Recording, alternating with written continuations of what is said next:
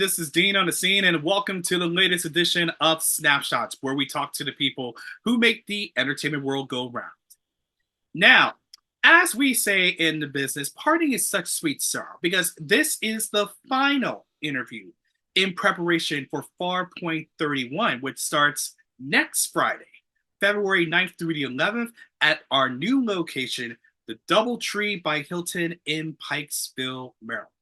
Tickets are available, but you now have to purchase them at the door, and you go to farpointcon.com for more details. Now, tonight's guest for Snapshots is no stranger by any means to the DNB conventions. He is very familiar to the Farpoint attendees as the host of Vic's Place Karaoke and the 10 Forward Dance Party. He has kept it living it up for so many years. And he's also, if you've seen him acting as part of the Luna Scene troupe, in fact, Chris and his late production partner, Lee Warren, together have been an incredible team. They've been lighting up late nights for Farpoints for decades now. And he is also have a knack of making whatever works easier and better. He goes out of his way to help out with his fans, and he put his whole heart and his great skills to effort. In fact, if you've ever seen Sci-fi Squares, he has been cracking me up so many times. It's crazy. But the best part about this wonderful, wonderful man is this year, Farpoint has named him the honoree of the 2024 Voler McChesney Award. And to me personally, he has been a very, very dear friend of mine. We have been friends 28 years, nearly 3 decades now. And this is the first time we have a serious conversation. Well, not serious, but a great informative conversation. Ladies and gentlemen, let me introduce my great friend, Chris Carothers. Thank you very much for that great introduction. Yeah, no, it doesn't seem like it's been 28 years. Good Lord, the time flies. Oh my gosh. Man, we were both young men when we started this fandom. And wow, look at us now. We are age, we are experienced, we are convention goers. We've helped out in various conventions in numerous ways. We still do to this day. I mean, you've done the karaoke and 10 Forward and Lunacy, while I've been doing security and star escorts and doing the game shows. I mean, it is crazy. But Chris, let's go way back. Why don't you Okay. talk to the people? What was your very first taste of fandom? Oh, wow, that's really going back. I was really, I really was into science fiction. I got into science fiction very, very early. I was in grade school.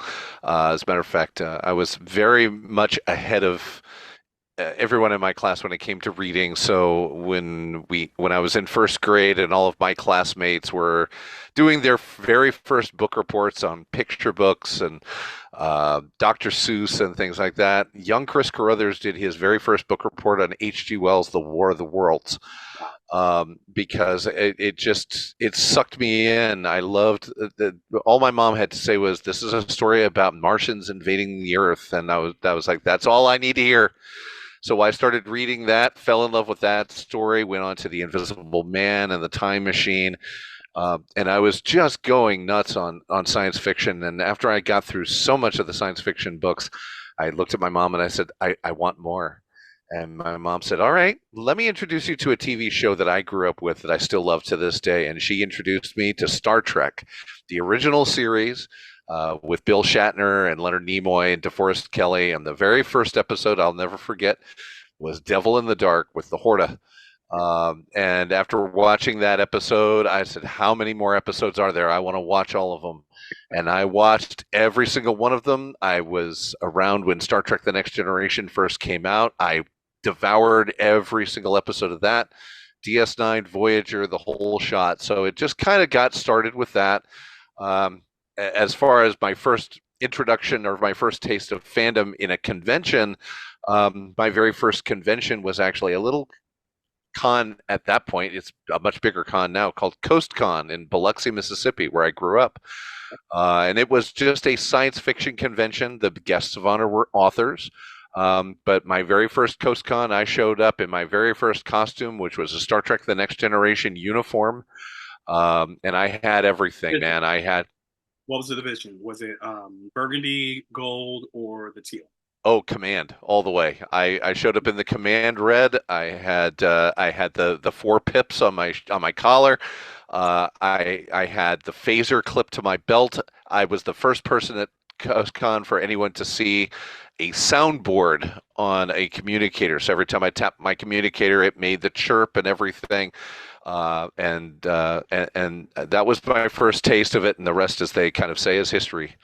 Well, absolutely. I mean, the stories we can both tell about going into fandom, and that leads to my next question, because I have met you through, I believe it was USS Athena, and then I think we were members at DS495 at one point. So I want you to talk about going into the fan clubs, and what was your first take on finding a group that embraces your fandom? Well, my first real taste of that was joining DS495, which, for those that don't know about it, where it was a small independent Star Trek fan club that based itself out of Northern Virginia, and I was actually at a charity softball game and just happened to see this lady with red hair and Enterprise earrings on. And I looked over at her and I said, I love your earrings. I'm such a Star Trek fan. And she said, it's funny that you say that. And she reached into her pocket and pulled out a business card. She said, I happen to be the CEO of a local Star Trek club called DS495. If you're interested, please give me a call and I'll get you in contact with who you need to get in contact with. And I became I became a member of that fan club, and I shifted myself from being chief medical officer over to security to eventually becoming the executive officer of DS495. Through that, I was able to meet people from other fan clubs, such as the aforementioned USS Athena and the USS Highlander.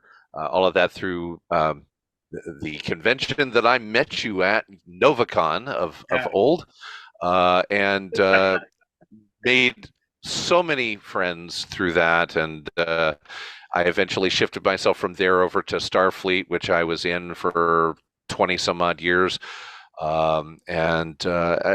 It's been great in the fact that I've gotten a chance to make so many friends in fandom, and it still blows my mind to this day that I take a look at how I was at my first or second NovaCon, and I was just I was an attendee. I was enjoying myself, just seeing the stars. I remember the first stars I saw were Walter Koenig and Michael Dorn, and even got to ask a question from Walter Koenig, and I was able from that to get a trivia question that I always ask people that no one seems to be able to get right, which I always loved. And Yeah. but I went from that to where I am now, where I'm one of the most recognizable faces, some people say, at these conventions, because outside of being 6'7", I'm in everything. So I'm doing karaoke, I'm doing 10 Forward, I'm doing Prometheus Radio Theater, I'm doing Lunacy, I'm bouncing around all over the place, and I did security before all of that. So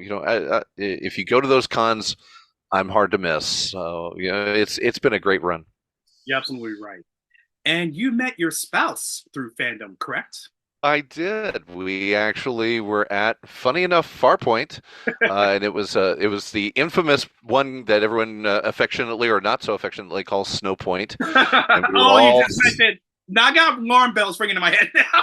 Oh yeah.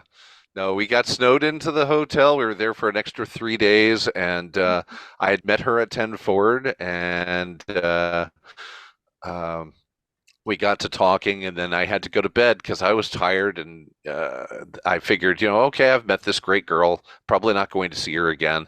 And then we got snowed in that next day, and she came out, and I was like, hey, why don't we, hang out and talk and get to know each other? And so we did, and after we were finally able to get home, I sent an email to her. Um, I sent her a message that just said, hey, how about an actual official first date? And she said, "Sure." So we met up, and the rest again is history. We dated for 3 years. So we got engaged. I moved in with her, and then about a year and a half later, we got married, and we have been married ever since. How many years has it been? It has, oh, let's see. So that was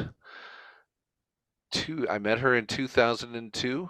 Hmm. We got married in 2006. So we're looking at 18 years being married. Nice. Congratulations. Congratulations. Thank you.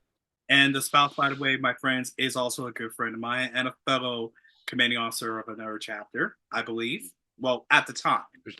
She was. Neither one of us are Starfleet members anymore. We have too much stuff that we have to deal with in order to get back into that aspect of it.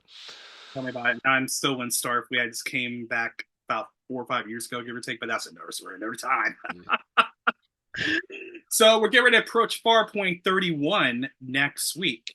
I want you to talk about your very first Farpoint. Well, I can tell you mine. My very first Farpoint was 98. That was my very first Farpoint. And I remember it was Mary Kay Adams, Robert Colbert from the Time Tunnel, I believe. And it was back in October for those who've not been around DC conventions for years. Farpoint was in October before it moved to February. So, what was your very first Farpoint?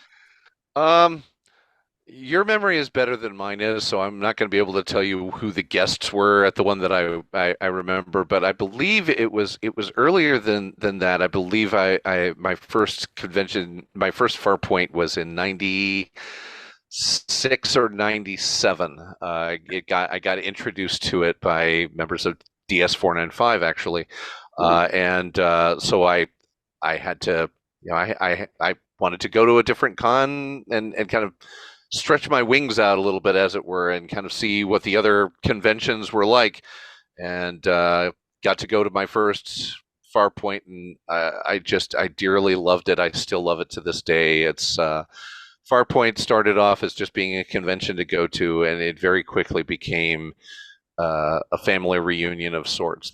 Everyone that runs that place is just from Steve to Sharon and Brian and everybody else that runs that joint. They're all family to me, and I love every moment of going to Farpoint. So I look forward to Farpoint probably more than any other convention of the year. Oh, absolutely. Well, let's see if we can refresh your memory a bit because I'm looking up the dates for both those years. So, was Tim Russ at the convention your first Farpoint, or was Jonathan Frakes? Do you remember? Frakes was actually the second, so it would have been Tim Russ, I believe, that was the first one. Okay, so you was in '96, so that was the '96 convention. Okay, so And there we go. But yeah, Michael Star and the late Mark Goddard was at your very first part. oh yes, Mark Goddard. What a great guy. Yeah. All right, so we're now still staying in Farpoint. Remember both our first conventions, 2 years apart from each other. How did you get involved with Fixed Place? How did that genesis become?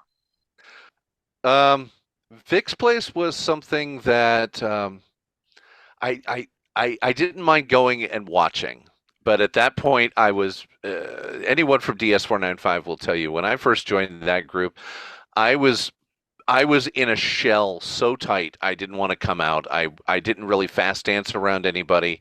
I certainly didn't sing in front of anybody except for my mother.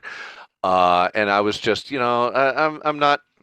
Uh, I wasn't really interested in doing that, but I still loved going in there and watching and listening to everybody else sing. And then after a little while, I kind of would go up, but only if I sang with my mother. And then probably in the mid 2000s, I finally got up the nerve to get up and go and sing solo for the first time. And the first song that I sang was um, first song that I sang was Frank Sinatra's "The Way You Look Tonight." And now anybody that knew Lee in any way, shape, or form knew that he was all about Frank Sinatra. We have to this day in our catalog every single song that Frank Sinatra ever sang. He was all about the Rat Pack. He loved Frank. He loved Dean. He loved all of them, and so after I got finished with it, he made a comment about me singing Sinatra and said that I sounded almost like Frank and wanted to know how much of a fan I was of it. And I told him that I love Frank. I've listened to Frank since I was a kid, Mhm. and I became friends with him and his partner Chris, who she still is with us. She still is part of our Pack Rats group. Um, and then after a little while, after Farpoint moved to a different hotel, they moved from the Hunt Valley Marriott over to the Crown Plaza in Timonium. I started noticing that Lee was having problems. Lee was mainly having problems reading the slips. So he would get the slips to announce the next person that's coming up, and he was having hard times reading it. And I'm like, you need somebody to help you. And at that point, I decided that, all right, we're going to jump in. If we're going to jump into this pool, we're going to jump in the deep end and we're just going to make ourselves swim.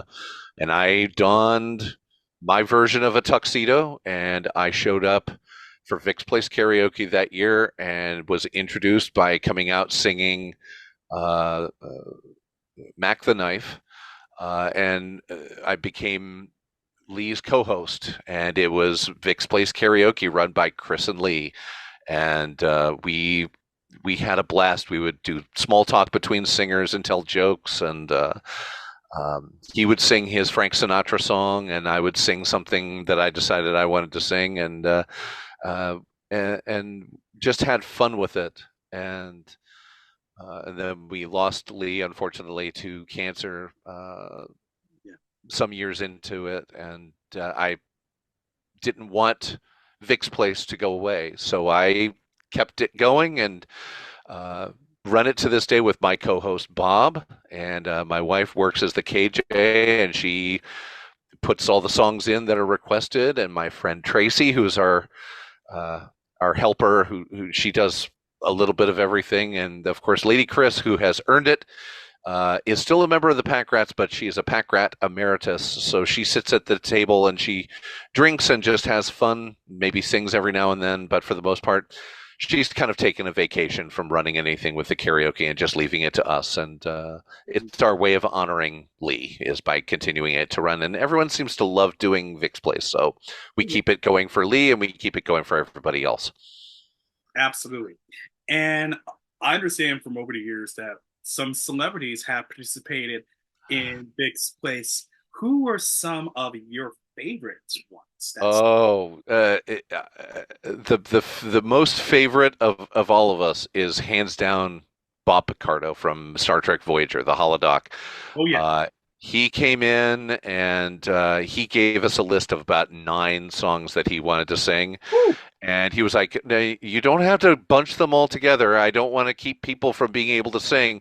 So what we did was we just kind of staggered it. So he would sing, and then another person would sing, and then he would sing, and another person would sing, and we just kind of did it every other thing. But he just had a blast, and it gave me a chance to just be an MC. And uh, every single time it was his time, I would pick a new introduction. The man, the myth, the legend, Bob Picardo, and it just drew so many people in. And just recently at one of our other conventions, Shore Leave, Bob Picardo was there, and Bob arrived at Vic's Place, pulling Robbie McNeil behind him, and introduced Robbie McNeil for his very first time doing karaoke anywhere. Wow. And the two of them sang together, and it was both a lot of fun to listen to them sing and also hilarious because Robbie didn't quite know how everything worked. So he would start to sing a line and Bob would go, no, no, no, no, no, no, no. You see the color on the words? You have to wait till the color shows up. Then you know how to sing. Okay, now, now, now, now. And then Robbie would sing. And it just kind of gave us just a great little convention within a convention and something to talk about to Bob and Robbie the next day when we came over to their tables. And it's just been a blast. So they've shown up. And we also had James Darren, speaking of Vic's Place Karaoke, Vic Fontaine himself came down and joined us for for karaoke, and then of course we have Mr. Jay Lee. I've actually sent him an invite, and he has said that as long as he's there at the time that we start up, he is going to join us. So we're looking forward to having our first member of the Orville coming and joining us for Vix. I tried to get the actor that played Bortus, but Hmm. he was busy, so we couldn't get him. We also tried to get John Barrowman some Oh, years before, and unfortunately, John didn't show up to the convention until early Saturday morning, so we couldn't get him. So, yep. We've had some. We're constantly trying to get more people to join us in there and give everyone a little surprise every now and then. oh yeah, those are some great goals to have. Now, everyone, including myself, have a go-to karaoke song. What is yours? Oh boy, that has evolved quite a bit. It Oh, started off actually being The Way You Look Tonight, which was always one of my favorites from Frank. Um, I think it's going to have to be a tie. One of them would be Mac the Knife, which was one of my is still to this day one of my favorite songs to sing.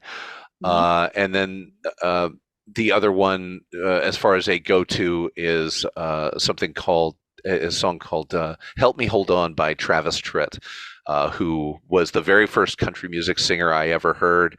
Fell in love with country music after listening to Travis Tritt, so I'm a fan of country music from back with the old outlaws, as they called them. Yeah, So yeah, I still listen to that stuff, and a lot of Travis's songs are right in my key. So those are my two go-tos. awesome. It's funny you mentioned your first experience to country. Mine was back in the seventh grade, and it was Garth Brooks standing outside the Fire in Pieces album. My friend played it for me, and I said, "Okay, who is this dude?" And I loved it. And I've never been to one of his concerts, but I actually went to my very first country concert last year, and it was Who was it? amazing, a triple threat. It was Mhm. the Winona tour, and it also had Martina McBride and Tanya Tucker. Oh Oh, wow.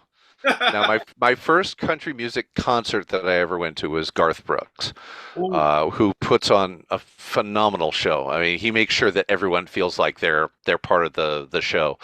But the most recent country music concert that I got to go was actually a birthday present for me a oh, few years ago, and I got to see the main act in there was Travis Tritt, woo. um, but the, the the the the lead in for Travis Tritt was the legendary Charlie Daniels Band, and I got to see him performing some of his greats, especially the very last song that he did, "The Devil Went Down to Georgia."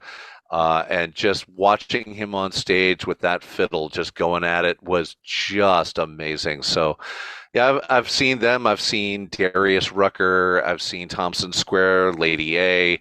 I've gotten a chance to see a lot of people in concert, and yeah, Randy Travis was another great one that I got to see live. So, yeah. I thought Mr. Randy Travis. Mm-mm-mm. Oh, yeah. Man, I envy you right now. I really envy you. In a lot of ways, especially this leads into your acting, since you done some acting with Lunacy, and then you become the pain in my ever side whenever I host Sci-Fi Squares. And I want to ask you, when it comes to acting, especially with Lunacy, especially with Sci-Fi Squares, tell us, how do you develop the characters, the voices, to make someone's day a bit brighter, make them laugh, make them have a great time? Um, Creating the characters when you're in a play, such as you know, Lunacy, we always have our skits, and you're kind of playing as somebody who's on, who everyone knows, but you're playing them in a different way. I think with Lunacy, one of my favorite bits that we ever did was a sketch called Twilight Bites, where my friend Dwight played the lead vampire Edward from Twilight, and I played the original Dracula coming out, and it's basically a sketch of just nothing but the original Dracula, just poking fun and making fun of Edward for what a moron he is. And basically, what it is for me, it's just sort of a situation of putting myself in the character that I've seen on screen or I've read about in a book or whatever, but then giving it a little bit of a twist to kind of make them just a little bit different. So, my Dracula came out and you got the whole good evening and, doing all of that. But then as he's confronted by Edward, you kind of maintain the accent, you kind of maintain some of the personality of him, but then you also kind of add something a little bit more light of just kind of constantly looking out at the audience with looks that kind of read, can you believe this crap? Who is this guy? This guy's an idiot. And getting a chance to deliver my favorite line of there, which was looking at him and saying, you know what? Facebook was right. The Count from Sesame Street is a better vampire than you. Which caused everybody in the audience to fall apart, and it still to this day does. When it comes to when it comes to the impressions, which I do for Sci-Fi Squares, that has been a long road, and it's not easy. It's a question of just listening to a voice over and over and over again until it gets locked into your head. The very first one I ever learned how to do was Marvin the Martian from the classic Looney Tunes cartoons. The second voice, because everyone knows they changed his voice. He started off talking like this, the Ludium Q36 Explosive Space Modulator. And sounded like that, and then they switched him over to more of a Kermit the Frog style voice, where he said, "Pardon me, but I'm going to blow up the Earth. Isn't that lovely?" And doing that, and the most recent voice that I learned how to do, and it's a story I'm going to be telling at Farpoint when I get my award, but I can tell it here as well. It was actually from Prometheus Radio Theater, and I'd called up Steve Wilson, who is the founder of Farpoint, and also he's one of the lead guys behind Prometheus Radio Theater. That's kind of his baby. And I called him up, and I was like, "So we got Farpoint coming up real soon. Do you need me for Prometheus this year?" He goes, "Well, that depends." It's like, "Well, it depends on what?" He goes, "It depends on how good is your Stewie Griffin." Now you got to understand, when it comes to acting, I am, pardon the phrase, I'm an acting whore. If you're going to give me a spot somewhere to do an act, I'm going to jump in there and do it. I just love being on stage. I love being in front of people and making them laugh. So I just right off the bat rattle off, oh, my Stewie? Oh, it's fine. I know Stewie Griffin. I can do that. No problem. Oh, great. Well, we've got this great role for you. You're going to be playing Rick from The Walking Dead. You're going to be playing his son, Carl, and his son, Carl, is being played by Roddy McDowall, and Roddy McDowall is being played by Stewie Griffin. So he was like, it'll be a nice big part, and you'll have a lot of lines, and yeah, we got that locked in for you. So that's great. Thank you very much. I was like, great. Thanks, Steve. Hung up the phone and went, crap, now we've got to learn how to do Stewie. Mm-hmm. And I learned how to do Stewie in a month and a half. Wow. By sitting in front of the computer, hooked up to my phone, and listening to it here, and just for a month and a half solid, just listening to Stewie's voice. And then after a while, you just start to get that voice, and it's just lovely, dear. I'm right here. We're going to talk, and I'm going to do this part, and then we move on to something else. So I credit my being able to do the voice of Stewie Griffin to Steve Wilson, because I had to lie to him to get on stage. Well, hey, sometimes it helps, One, he says he can actually do Prometheus Radio Theater. One, he says I've done some voiceover work. Now, you are being honored next Friday as the newest recipient of the Voler McChesney Award. Mm-hmm. Tell us, how did you felt when you got that call, when you got that message? Oh, wow. For all of what you've done for Farpoint, for local fandom, to be the new recipient. It's a very humbling experience. I had just gotten home from work. I was having dinner, and after my wife and I had talked for a little bit, we were both kind of looking on our phones, and she was reading a book on hers, and I was going through my email, and I saw the email from Sharon from Farpoint, and it just started off with, "This is one of the fun things about being a con chair." And said that I was going to receive what used to be called the Volker McChesney Award, now being called the Contact Award, to honor more than just Volker McChesney, but everyone that's around the family of the originators of Farpoint. And I have to say, as I read it, and because I obviously had a look of shock on my face, and my wife was like, well, "What is it? Read it to me. What does it say?" And as I read it, I was very much just kind of holding tears back. It's humbling to know that you've had that kind of an influence on something that you love so much. To know that I've gone from just being the kid standing in line and working with security at Farpoint and Shore Leave and Novacon and just kind of being there and being part of it, but not really huge, to now all of a sudden being someone that's recognized so much across the con, that and knowing that I've had that much of an influence on a convention that I love so much, that they want to recognize me for having that kind of an influence and that much of an impact on it. Because I mean, I've been through a lot with Farpoint. Like I said, I went through Snow Point with them. Before that, I went through the hell that was Cheerpoint, which was the Farpoint at the Omni Inner Harbor Hotel, where we were sharing the hotel with Pop Warner cheerleaders. And I was working security there. And that's really where I kind of got to know Steve Wilson. And up to that point, Steve was someone that I recognized, and he was the con chair. That's all I knew, to what he is now, which is practically a brother to me.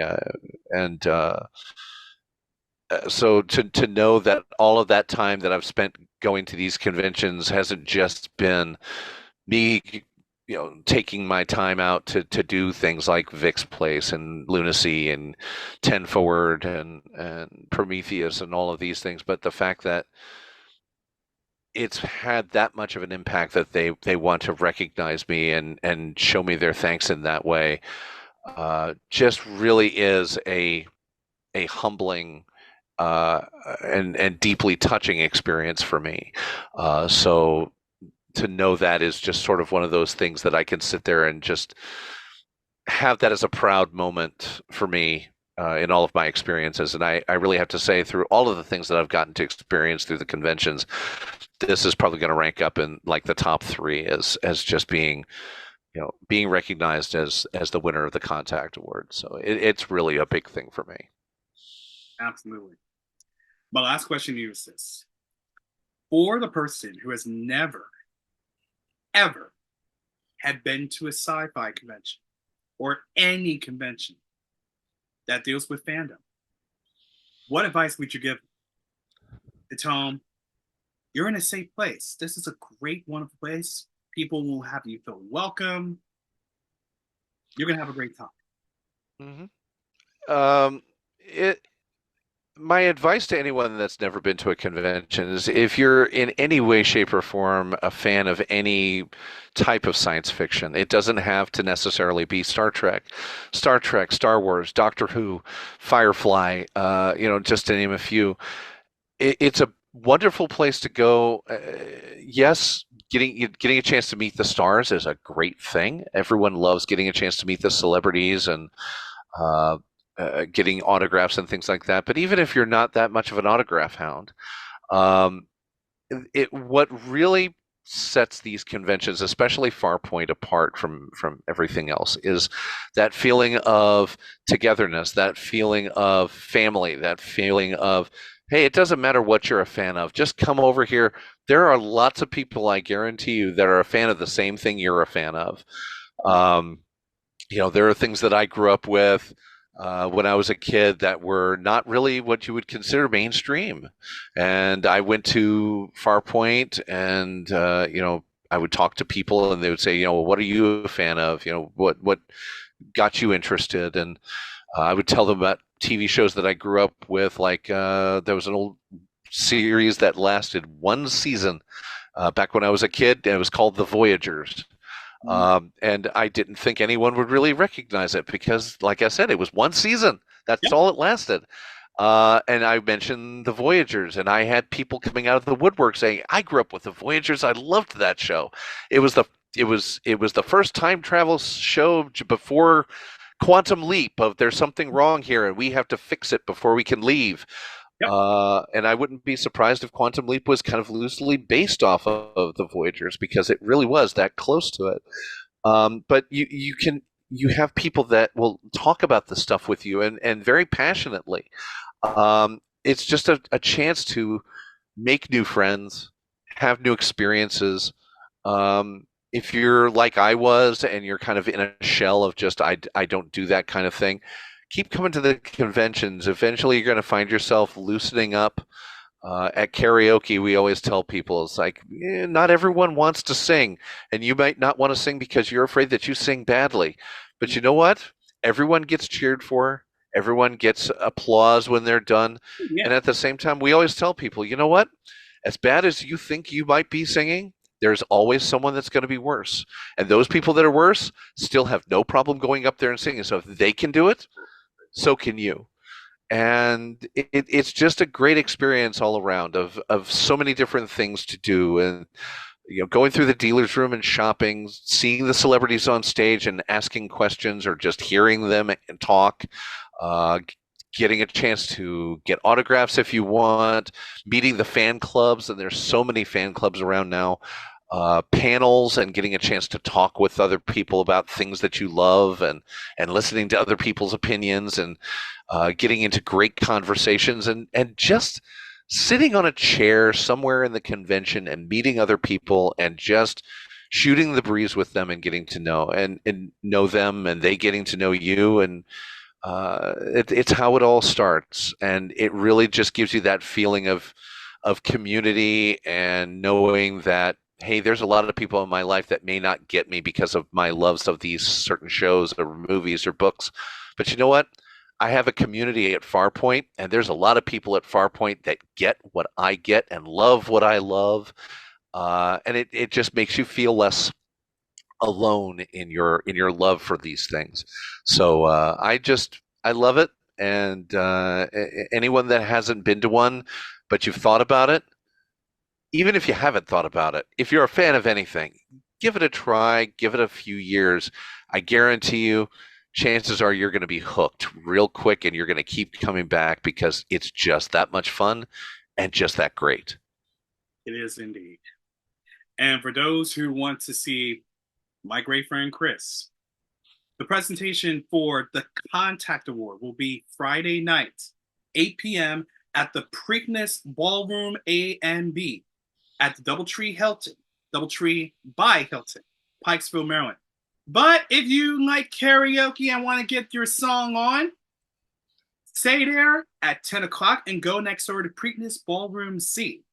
Thank you so much, Chris. This was a wonderful interview.